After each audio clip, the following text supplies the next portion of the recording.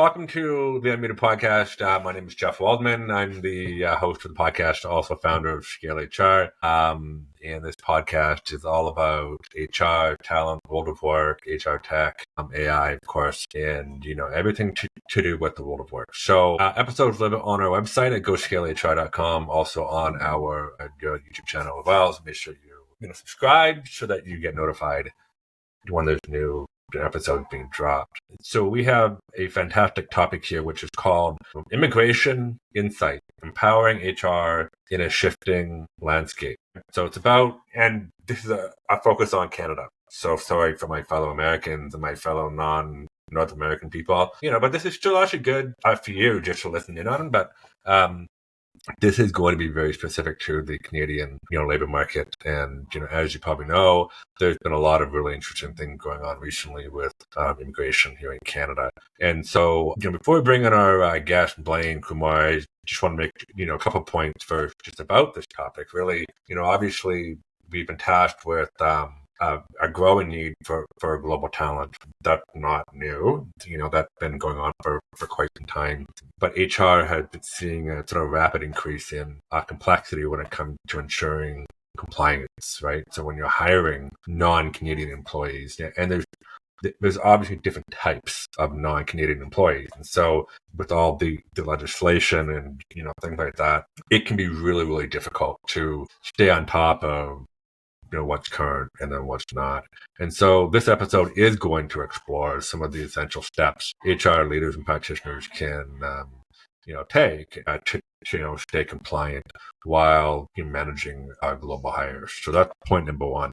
The second point is, and I kind of alluded to, this already, is supporting non-Canadian employees is really challenging, but it's also somewhat risky. I mean, there's some things that have to be thought through and managed. And so we are going to uncover some of the misconceptions that could trip up employers, and we'll talk about how to safeguard your organization against, possible pitfalls. Okay. The other thing, the last point is immigration isn't just about filling vacancies, right? I mean, obviously that's one of the reasons that it's done in this context of work and job, but it's also an opportunity for Canadian organizations to gain a competitive edge. I mean, obviously Canada is a very young country, and immigration is a huge part of sort of how Canada has come to be. But there's been a lot of changes recently, and I think some of the recent changes can actually be used as a mechanism to drive further growth and for your organizations. And yes, I've been doing HR for a long time, and yes, I've had a lot of experience with bringing people into Canada from different parts of the world, but I'm no expert. And so that's why we have someone here who is. And so Blayne Kumar is our guest today, and I just want to welcome Blayne to the show. Thanks for having me, Jeff. I'm really excited to connect with you and your guest today and go through the ever-changing and fun landscape of Canadian immigration. And for the American folks joining in, I think there's still some takeaways that you could probably apply to your organization nonetheless. And many American organizations have thought about maybe expanding to Canada because of some of the immigration policies and navigating that. So there might be some good crossovers for sure. Maybe I could try to slightly touch on some of that, maybe. That's a good point, actually, because I've actually done some work with a lot of American tech companies that have actually come into the Canadian marketplace. So, okay, so I do have a couple of questions for you to kind of frame our conversation, but before we get there, maybe just talk a bit about what you do, because you've been sort of moving and shaking recently, and studying some new things, and so maybe want to tell our viewers a bit about that. Yeah, no, I'd love to share a little bit about myself here. So, I'm an immigration consultant. I've been practicing for for a very long time. I've been in the immigration sector for 14 years. I started off actually helping oil and gas and mining industry clients recruit international workers. And over the years, we've founded an organization called Bright Immigration. It's an immigration firm based in Toronto. It's an award-winning firm. We help thousands of people. Neither we helped individuals, and we've definitely done a lot of work with businesses and corporations. That's my specialty in that sense, but I do support many different areas of immigration as well, which we'll get to a little later. But I believe that is a pretty important consideration when you look at the whole landscape. And then in addition to that, we've launched a few software solutions, all within immigration as well. So we have the largest tracking system for immigration files to give you way better insights timeline, called ImmiTracker, and then Improved, which has a platform for employers and HR as well, helps them manage their immigration needs, their employees as well, and increases the chance of their employees getting permanent residency, and a whole bunch of things that are quite helpful. And we essentially build solutions based on all of that experience and identifying the gaps and issues and really there. So that gives you a little background about myself and kind of why I'm on this call and meeting with you and the folks listening in today to hopefully provide some insights, but a little bit more than just the insights, but more, I would like to hopefully inspire some ideas that maybe you haven't heard yet. So that's kind of what I'm hoping to also do on with this conversation with Jeff.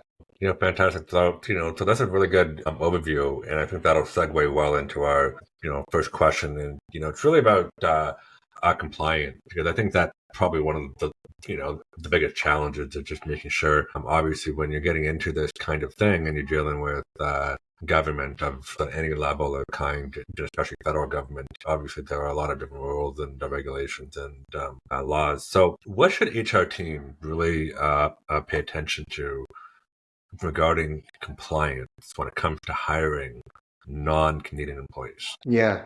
Well, I think throughout our conversation, Jeff, you may hear a couple different answers because I also understand the immigration space and I understand perhaps some of the audience speaking could be a wide range of folks, from people who are, by themselves managing a department, managing all of HR, to maybe multinationals or very large corporations. So my answers could be addressing some folks who are very familiar with immigration, some not so much. So please bear with me as I'm kind of trying to give a full answer and trying to give some value throughout the channels here. Sure, of course. From the compliance factor, compliance is certainly an issue. Now, one thing when it comes to compliance, I remind folks, is enforcement varies. So what that means is there's policies and there's always measurements of enforcements and there's always a measurement of penalties and compliance factors. The question is are they enforcing it? Are they actually doing it or are they not? And that could change on a whim. And we're now entering a space where immigration is an incredibly hot topic, compliance and ensuring. And, give you a quick example. We're hearing stories where folks are getting pulled over at weighing station, truck drivers, and they're being asked for documents now.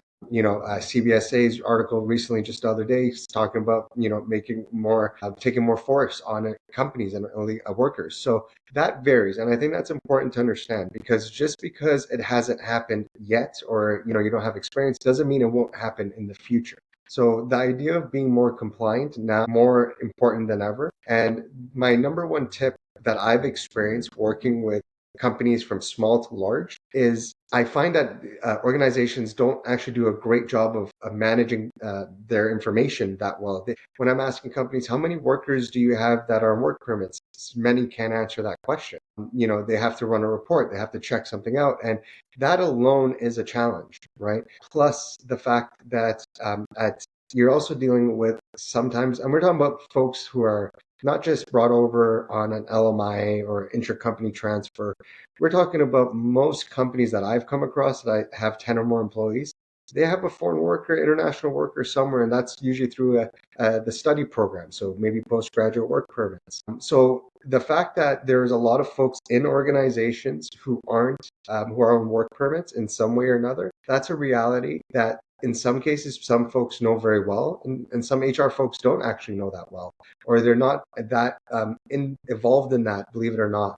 And that gap is now going to show itself more and more and more with the very recent changes, which I'll talk about shortly, but that is going to be there. So my number one advice, first, to answer your point across all, is to understand who's on a work permit, what's going on, where are they, when is it expiring, what are you going to do to support that, and make sure that you've submitted an labor market impact assessment. That's one thing. Or you submitted a labor market impact assessment exemption job offer. You've submitted a whole portal and filled all that out. Now it's maybe sitting in your portal, maybe not, but just make sure you're collecting that document and you, the employer, storing it and you're saving it. Many of you folks may use immigration firms to support you and lean on them to have it. But I find that, especially with sometimes there's turnover or new teammates coming in, definitely want to make sure you have a good handle on the immigration, what's been done in the history, and being on top of it. So it's just getting more and more and more of that. And there's more immigration programs coming out that employees are going to be asking for support with, which requires an involvement from the company. But you know what? That's communicating to the government, the provincial governments or federal, and that's all there. So you want to at least make sure you have a good track of the records. So talk a bit about some of the new programs coming out, but my next question is really around obviously there's been a lot of stuff in the news lately, and I think the government has been,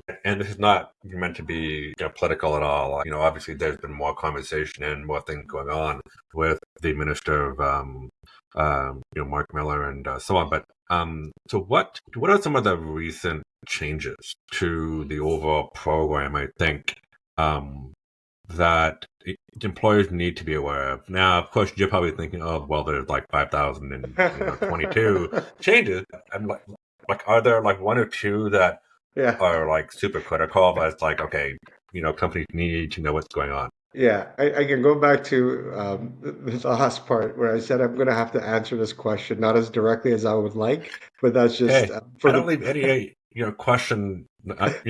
Yeah, I think one of the things in life is when you ask a question, you want to get an answer. So especially in this political environment with the politics, and you guys, we want to hear answers. So let me do my best to give you some answers. So yes, there is a lot of changes, and I'm going to give you some insights on changes that would directly impact companies and some changes that will indirectly impact companies. It will impact labor markets and changes there. And there has been some very sizable changes. No surprise though. Immigration is the fastest changing area of law in Canada. I've been in it for a very long time. And I could honestly say somewhere in immigration, there's a change almost every week. There's a change every week. Lately, it's been way more furious, but there's a lot of changes. So to answer your question about the changes, let's first start with the ones I think are going to impact your listeners the most right off the get-go. Is going to be one is your ICTs, your intra-company transfers. So those, maybe the American folks are still on the line here, but that's a huge issue. So let me explain what the big issue is. Before, American company, for example, and open up a Canadian office. Okay, I'm going to transfer over an employee. That was fine, but now you need to show another location. So you can't just have a US office. You have to show that you have another office that's generating revenue and the Canadian office, which sounds obvious. And yes, to a degree, there is a level of, hey, it's an intra-company transfer, it's multinationals, right? But it is going to create a lot of issues. And the reason I say that is because, Canada has definitely invested a lot of energy, organizations in terms of trying to encourage tech companies who found great success in Europe or in Asia to say, hey, come to Canada, open up your second office here. Let's get you the North American office here. And then start working with our US friends in terms of access in the market, right? That was a great sales pitch. It's worked for a while. It's definitely done its part. That is not as easily available anymore. And there is challenges tied to that now, because now we got to see another office. So that's one. And there is other ICT changes. They are going to be a bit more stronger in terms of showing that this is specialized knowledge and this person that you're bringing over does need to meet a requirement in that sense.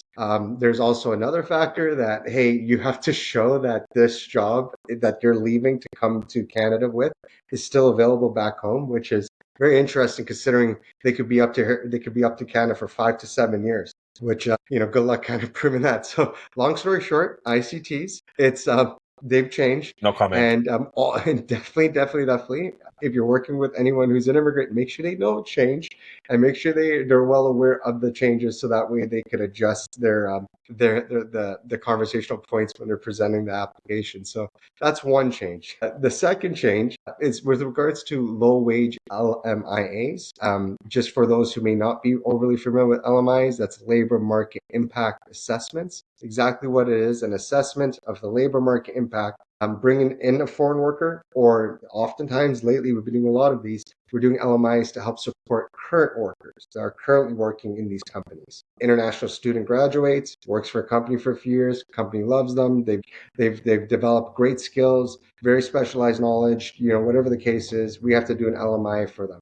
That change now, so that LMI change impacts low wages, and low wage isn't, it's not that low. It's in Ontario, it's $28 and some odd cents per hour, which works out to just shy of 60,000 or so. So anything lower than that salary is 20 years, considered low sorry, I wage. mean, like 20 years ago, that was like a nice salary. Now $60,000 may get you to the grocery store and back in one trip. But anyway, sorry, go ahead. Yeah, no.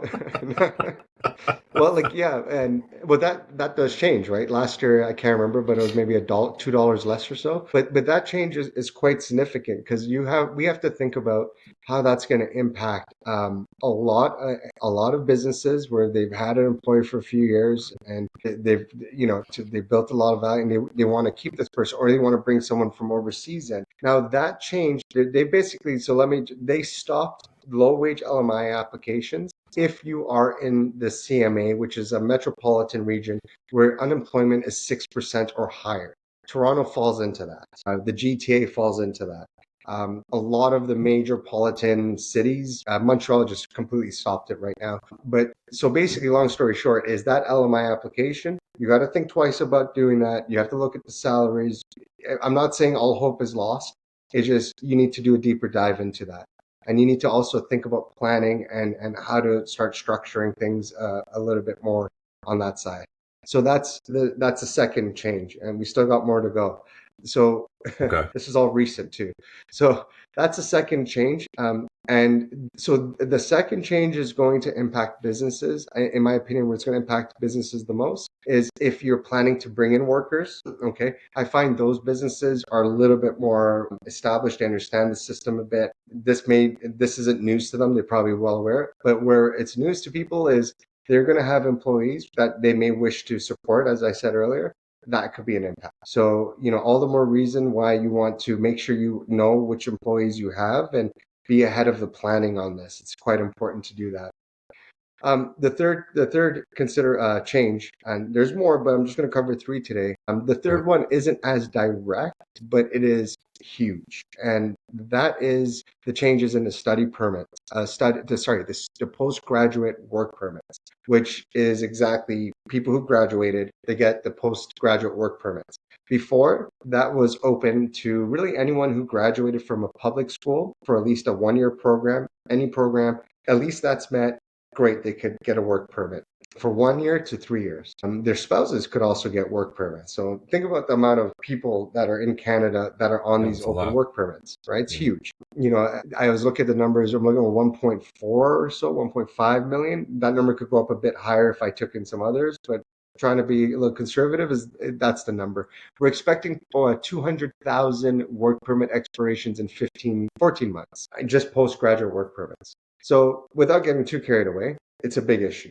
Now, why is this an issue? These changes, well, let me explain what the change is first. So the change is going to be that anyone who's taking programs in the college, so post-college, so that's 2-year diplomas, 1-year postgrads, whatever the case is, they will only get a work permit if they fall under certain types of programs. They're related to trades, they're related to STEM, so science, technology, engineering, math. They're related to agriculture, they're related to transport, and they are related so to. they're going to be. Sorry, just to cut you off, but that's okay. Go ahead. But are they more connected to some of the gaps in the labor market? Yes, correct. So, right, okay. So Canada's perspective is that we are going to allow people who are going to school, address the labor market. All right. Now, which is definitely sensible, and it makes, it makes within reason. Well, what I don't appreciate about it is that it's in effect as of 2 weeks from now. So all of the students who've been in programs for years, like 2 years, that could be an issue. Right. Many people. That's So an what issue. happened? There was a huge intake of folks who went into business programs, marketing, and all of that. But anyway, so that's going to be one of the changes there. Now, anyone that is in university programs, so all of the university students, they're okay. They're going to be getting work permits at that. As long as they're in public schools, that's fine. But the reason why this is a big impact, and it's going to be very interesting how this plays out. But when we look at the landscape of our day-to-day lives, and where international students are working and what they're up to, they're definitely filling in all types of roles, right? They're filling in a lot of administrative roles in companies. They're filling in roles where they're in sales, they're marketing, and then think of the Tim Hortons of the world, and they're filling roles in food, QSRs, food Yeah. restaurants. Like it's quite expansive, and I'm just talking about the companies I kind of support. Food manufacturing. There's, and well, some cases our food might cover it, but it could be quite a shakeup. So in terms of the overall labor market, you could expect. I do think that it could be tightening up a little bit, but it won't necessarily happen immediately. But it could happen soon. So that's the third change that is going to be a Oh, case, and that third change is going to make a lot of companies and their employees who are on work permits now very antsy, and they're going to start looking at, or the ones who are, in maybe in co-ops, or they're going to start looking for options. So what's happening, immigration is tightening all in all, which means that HR departments, in my opinion, are going to be flooded more and more with requests to be supported. so obviously, like, the organizations that have been well organized obviously will be, much better suited, because with all these different types of changes, they don't have to scramble, I guess, more or less. I remember when I used to work for a CIBC, and I was with their telephone banking group, and we had a number of employees that were on, temporary work permits. And when I joined the organization, they didn't really have any mechanism of tracking anything, right? And, and I thought that was a massive, major risk, because there's no checks and balances or nudges, anything, just let us know that someone, a visa might be expiring soon, and then we have to be really careful and obviously help that process along. So it's really interesting. I don't want to ask a question about risk. So you've talked a bit about this, but but I want to give you a chance to be, to be really specific about it. And so, what is the number one or two, like, top risk that employers need to be mindful of when they are supporting non-Canadian employees? Right. So when it comes to supporting non-Canadian employees, that ranges anything. Let me break it down, I guess, into two major categories. One is going back to like the LMIs or LMI exempt. And so those are usually closed work permits, right? So that employees usually could only work for one company in one occupation. So let's address that consideration first, that risk. The bigger risk with those types of applications is to ensure that wages, and that you have a good optics of what's going on, and the commitments. So for example, there's a global talent stream, which is one type of LMI that's geared towards STEM related occupations. It's a great program, but there is a requirements for targets to be met, right? So either it's hiring targets or commitments, or that you spend X amount of dollars in terms of training and development, or knowledge transfer. So there is usually some components, and there's ways to track that. So there may be more and more of that. You want to make sure you have an understanding of what they are, and make sure you're visiting it and making sure, hey, are we doing that? Are we adequately tracking it? Because when the government comes knocking to say, hey, can we see, we want to know what's going on with this, you want to be in a good position to do that. And that same idea applies across the board. So if you offered a work permit with a certain wage, you want to make sure that that wage is being honored. If there's any changes in those wages, or job description changes that you're aware, and you're making adjustments, updating ESDC, you want to kind of make sure there. And so the compliance factor is essentially whatever you've kind of explained to the government that you said you would do. Just make sure you're having really good optics on delivering that, and just ensuring that you have the checks and balances. So that one of the risk, I guess, when it comes to right now in the world of immigration at the moment, I think as we're getting more stringent, is just ensuring people have legal work stat. I think that's probably the biggest thing. And quite frankly, from my own experience, a lot of companies don't. It's tough. And just because a work permit expired doesn't mean they can't work. Because if they submitted an application, they could work legally until a decision is made. Right? That's called maintained status. used to be called implied status. But here's the thing. That's a big thing, actually. A lot of people don't actually know that, Okay. right? People don't actually know that even if you expire, or sorry, like if your visa has expired, but there could be like an application in process, right? So you can't still legally employ somebody, right? So long as they can prove to you that there's an application that's in process, right? Right, right, and that's that's exactly it, right, Jeff? Like if you submit it, yeah, but you got to make sure you got proof of that, right? So have them take a screenshot of the portal to show their name and Right. that it's in process. But here's the thing, though: after 4 months goes by, 5 months goes by, 3 months goes by, what sort of checks and balances are you doing to make sure that that decision didn't come through, right? Because when that decision comes in, the employer doesn't know what happened, if they were approved or not.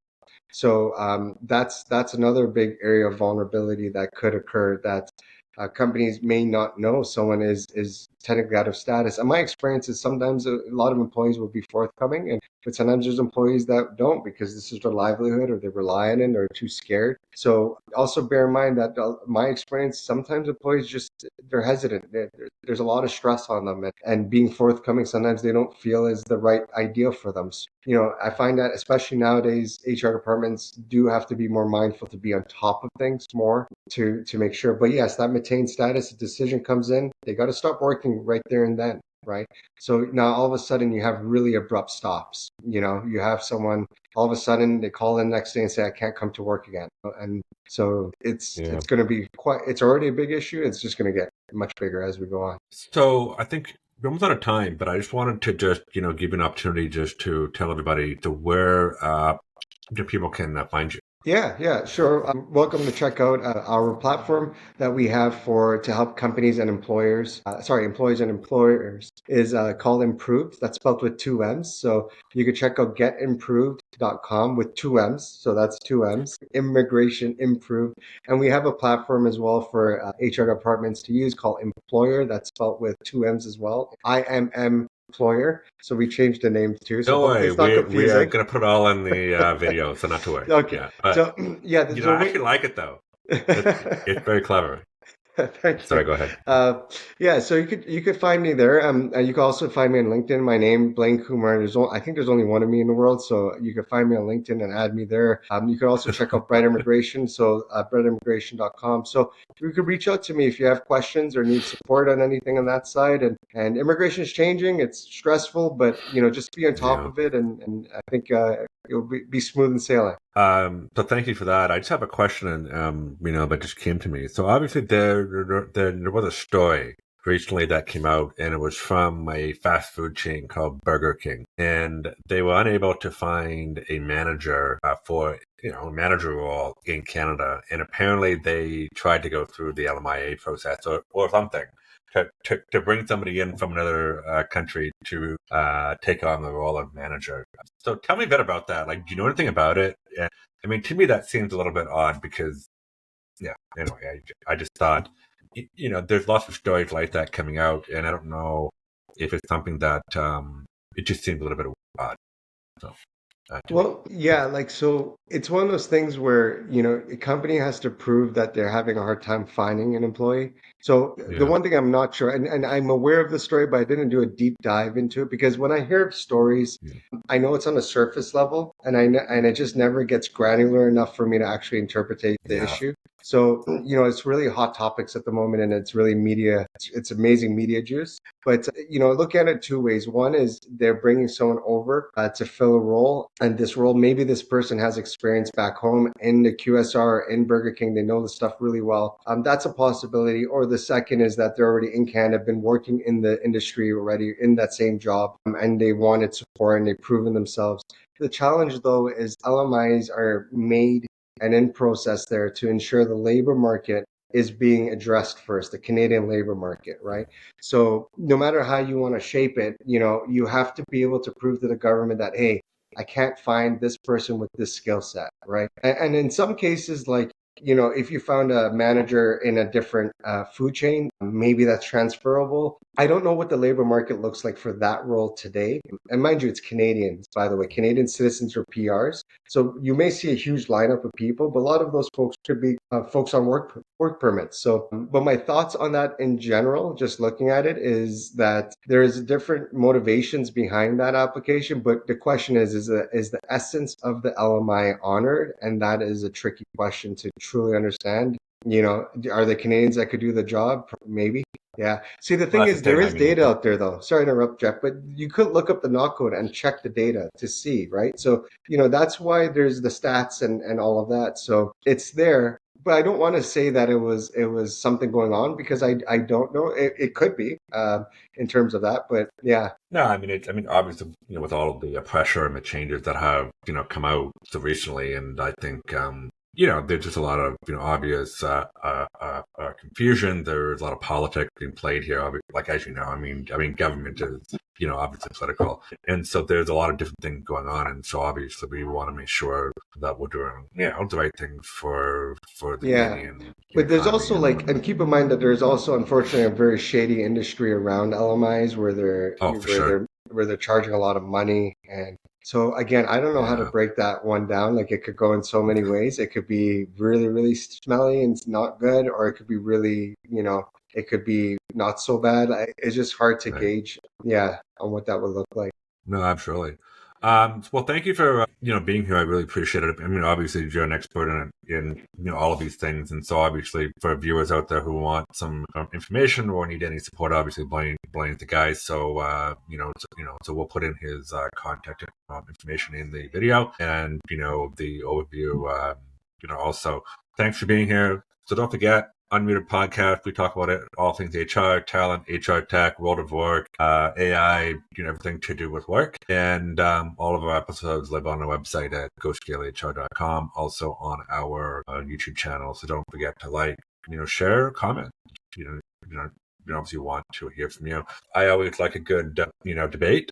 Some people call it argument. I'm more positive. So anyway, so Blayne, thanks for being here. And I look forward to talking to you more.